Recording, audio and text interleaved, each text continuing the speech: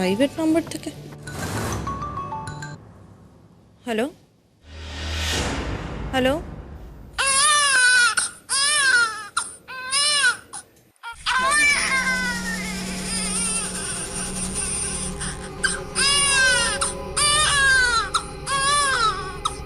Hello hello hello, কে বলছেন? কথা বলছেন না কেন? কে বলছেন না কে? আপনি বারে বারে কেন ফোন করে এইভাবে হ্যারাস করছেন? সাহস থাকে তো সামনে আসুন।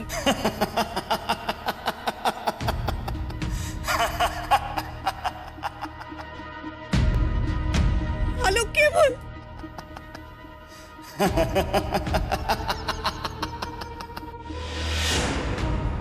বিক্রম, আমি জানি ইটস ইউ। বিক্রম, কথা বলো। I know it's you Vikram.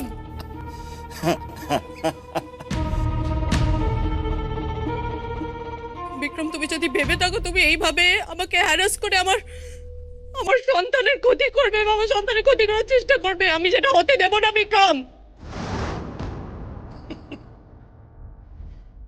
Vikram, ভালো করে জেনে নাও, আমি আমার সন্তানের কোনো ক্ষতি হতে দেব না। এটা ভালো করে শুনে নাও। আমি ফিনিশ ইউ।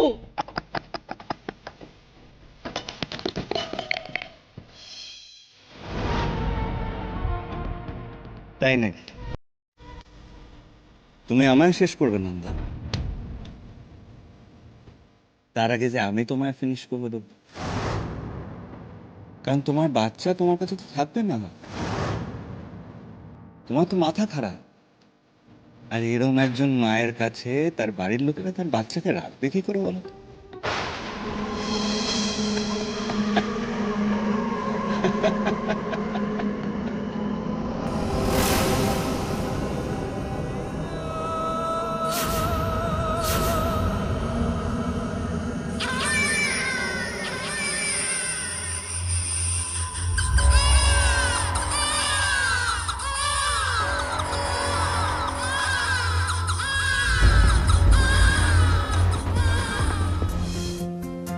কি এটা?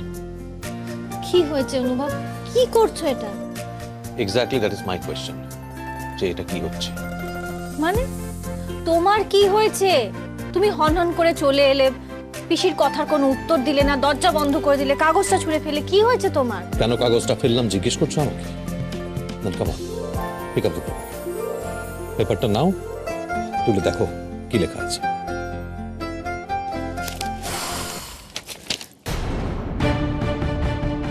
কি লেখা আছে?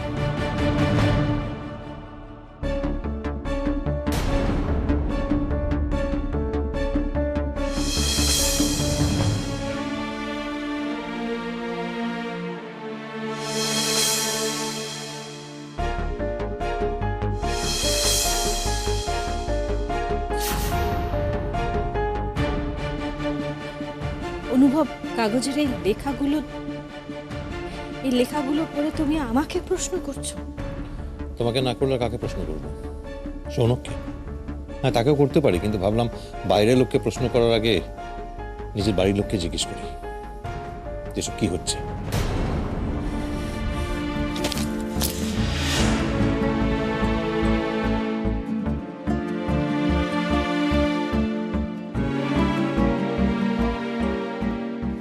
সম্প্রতি IM কলেজ অ্যান্ড ইনস্টিটিউটের ফেস্টের বিশেষ অনুষ্ঠানে গান গাইতে এসেছিলেন সুরকার ও গায়ক সৌনক ব্যানার্জি।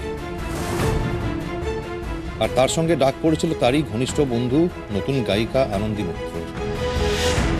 নিজেদের গভীর বন্ধুত্ব নিয়ে সৌনক ব্যানার্জি দর্শকদের কাছে অকপটে জানান, শোনা যাচ্ছে এই অনুষ্ঠানে ইপ্সিতা মুখার্জির গান করার কথা ছিল,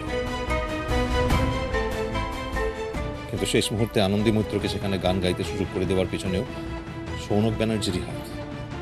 আর গান করার গুঞ্জন আনন্দী মৈত্রর ক্যারিয়ার গড়তে উঠে পড়ে লেগেছিল সৌনক ব্যানার্জি।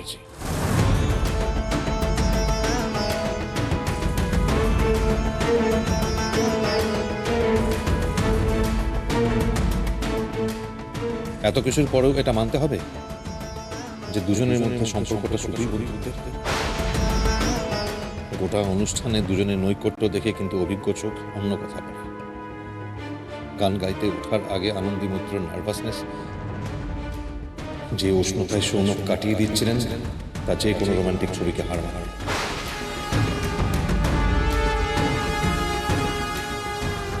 আর স্টেজে উঠে আনন্দী মৈত্র গান ভুলে যাওয়া সৌনক ব্যানার্জিকে যেভাবে সামলে দেন তা এক কথায় অসামান্য। এক কথায় দুজনের কেমিস্ট্রি অসাধারণ। যদিও আমরা শুনেছি আনন্দী মৈত্র বিবাহিতা, ওনার স্বামী বিখ্যাত কার্ডিয়াক সার্জন অনুভব মৈত্র। সৌনক ডক্টর মৈত্রই কলেজের বন্ধু বলে শোনা যায়, কিন্তু এক্ষেত্রে মনে হয় বেচারা ডক্টর মৈত্রর কপাল। চুপ করো তুমি। অনুভব কি করে এই কাগজের লেখাগুলো তুমি পড়ছো? তোমার বাঁচছে না? এতক্ষণে তোমরা যা যা করেছো, যদি সেইগুলো পেপারে লিখতে রিপোর্টের অসুবিধা না থাকে, তাহলে আমি পড়ে শোনার অসুবিধা কোথায়? আর তুমি আমার মুখ বন্ধ করতে পারো, কিন্তু গোটা শহরের লোকজনের মুখ কি করে বন্ধ করবে? এতক্ষণে বোধ হসপিটালে সবাই এটা নিয়ে হাসাহাসি শুরু করে দিয়েছে। এক মিনিট অনুভব, কে হাসছে, কে আলোচনা করছে, কথা বলছে, আমি লিস্ট বদার। আমি শুধু জানতে চাই তুমি কি ভাবছো? এই যে রিপোর্টার এই লেখাতে যা যা কনভে করতে চেয়েছে, তুমি কি সেগুলো বিশ্বাস করছো? তাছাড়া অন্য কোনো অপশন তুমি বাকি রেখেছো আনন্দী?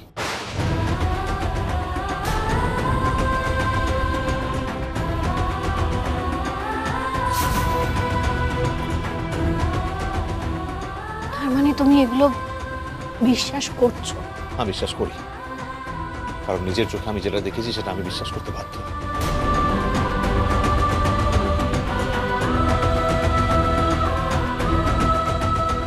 আমি বিশ্বাস করি, কারণ নিজের চোখে আমি যেটা দেখেছি সেটা আমি বিশ্বাস করতে বাধ্য।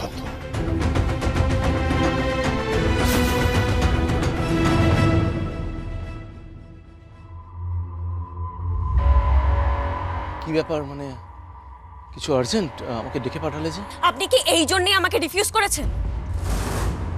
এটা কি?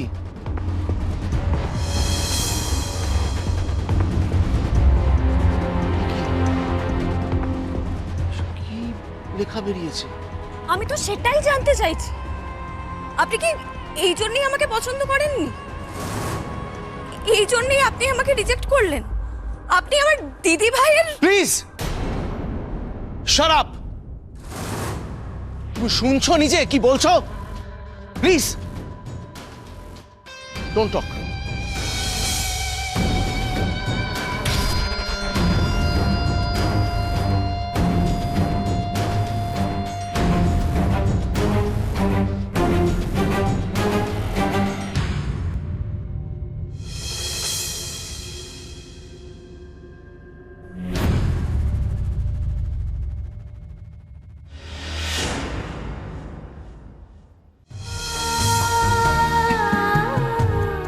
বেশ, তাহলে আমায় কথা দাও, তুমি আমাকে কোনোদিনও ভুল বুঝবে না, আমাকে অবিশ্বাস করবে।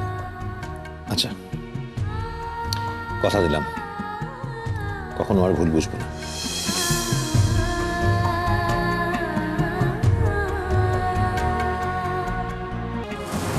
অনুভব, তার মানে তুমি মনে করো যে আমি সৌনকের বিশেষ বন্ধু আর আমাদের মধ্যে কিছু চলছে না? আমি জাস্ট নিজের কাছে ক্লিয়ার করছি, তুমি কি ভাবছো? আমি চাইছি না ভাবতে আনন্দী, কিন্তু তুমি একবার নিজেকে আমার জায়গায় বসিয়ে ভাবো তো, তখন তুমি... এক সেকেন্ড। তার মানে তোমার সবটাই ভান, সবটাই মিথ্যে? মিথ্যে মানে? মানে তোমার মনে আমাকে আর সৌনককে নিয়ে প্রথম থেকেই সন্দেহটা ছিল, এই লেখাটা পড়ার পর সেটা আরো দৃঢ় হলো। অনুভব, তার মানে এই যে কাল রাতে আমার বার্থডে সেলিব্রেশন হলো, আমরা এত হই হুল্লোড় করলাম, এত আনন্দ করলাম, নাচ গান করলাম, আসলে সবটাই মিথ্যে। মিথ্যে কারণ তোমার মনে তখনও সন্দেহটা ছিল, রাদার আরো আরো গাঢ় হয়ে উঠলো। না আনন্দী, তুমি আমাকে ভুল বুঝছো। আমি আজকের এই খবরের কাগজটা পড়ার পরে তোমাকে কথাটা বলছি। না অনুভব, একদম নয়।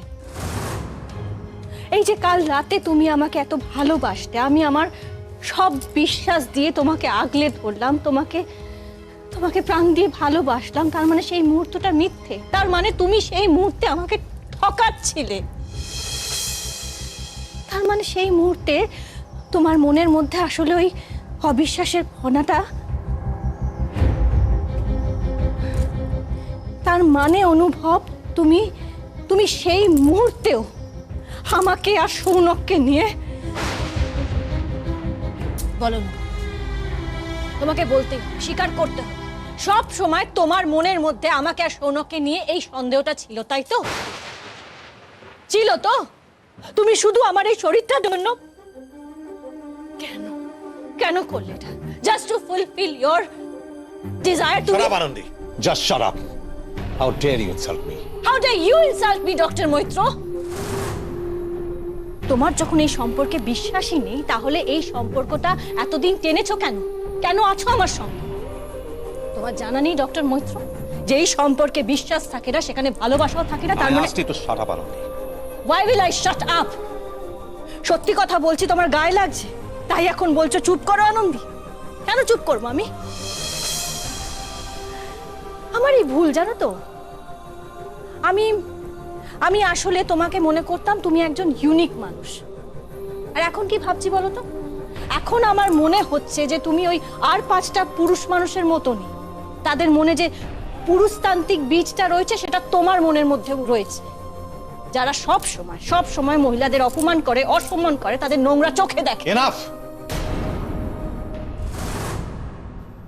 Now you are crossing your limit, Anandi. তুমি নিজের লিমিট অনেকক্ষণ আগে ক্রস করেছো ডক্টর মৈত্র, এবার আমি একটু ক্রস করি। তুমি এতদিন ধরে আমাকে অনেক অনেক খারাপ কথা বলেছো, অনেক অপমান করেছো। আমার কিন্তু কখনো মনে হয়নি তখন যে তুমি একজন খারাপ মানুষ বা তোমার কোনো ভ্যালিউস নেই। আমি সবসময় মনে করেছি যে তুমি একজন, তোমার প্রফেশনে প্রাউড ডক্টর, তোমার মতন মানুষ হতেই পারে না। আসলে আমি ভুল ছিলাম, আমি তখন তোমার আসল রূপটা চিনতে পারিনি। তুমি জাস্ট আমি কি কি আমি জাস্ট কি? আমি জাস্ট একটা পেট্রিয়ার্কাল পুরুষ, তাই তো? সেটাই বলতে চাও তো? আচ্ছা, আমার কোথায় ভুল হয়েছে বলো তো? আমার ভুলটা কোনখানে তুমি আমাকে দেখিয়ে দাও। আর আমার মনে কেন সন্দেহ আসবে না আমাকে বুঝিয়ে বলো তো তুমি। তোমার আমার বিয়ের পরে প্রত্যেক ক্ষেত্রে কিন্তু আমাদের মধ্যে সৌনক এসে ঢুকে পড়েছে। যখনই তোমার আর আমার কোনো মতবিরোধ হয়েছে, যখনই কোনো ডিফারেন্স অফ ওপিনিয়ন হয়েছে, তার মধ্যে সৌনক এসে ঢুকে পড়েছে। আর সব সময় ও তোমাকে ফেভার করে কথা বলেছে, আমার থেকে লুকিয়ে তোমাকে হেল্প করেছে ইন্দুর ব্যাপারে। অথচ আমাকে তুমি কিছু জানাওনি, না সৌনক জানিয়েছে আমাকে। আমার সন্দেহ হবে না বলো তো? যদি আমার কোনো বান্ধবী এরকম করতো তাহলে তোমার মনে কি সন্দেহ জাগতো না? কি ভাবতে তুমি বলো? Answer me. সত্যি কথা বললে তুমি বিশ্বাস করবে না, কারণ তুমি আমাকে অবিশ্বাস করার রোগে ভুগছো, তাই আমি কিছু বলতেই চাই। বলবো না বললে তো হবে না আনন্দি, বলতে তোমাকে হবেই। সৎসাহ থাকলে সত্যি কথা না, তাহলে বলো আনন্দি। যদি আজ আমার কোনো মেয়ের সঙ্গে এরকম সম্পর্ক থাকতো তাহলে তুমি সন্দেহ করতে না? হ্যাঁ করতাম, আমি সন্দেহ করতাম, কিন্তু সন্দেহটা আমি নিজেকে করতাম না। আমার বারবার মনে হতো হয়তো আমারই কোথাও একটা ভুল হয়েছে, যে আমার কাছের মানুষ আমাকে তার নিজের মনের কথাটা বলতে পারছে। নিজের খুঁত আমি করি। আমি স্বীকার করছি যে আমি তোমাকে ইন্দুর বিষয়ে অনেক কিছু লুকিয়েছি, কিন্তু কেন লুকিয়েছি সেটা কি একবারও জানার চেষ্টা করেছো তুমি?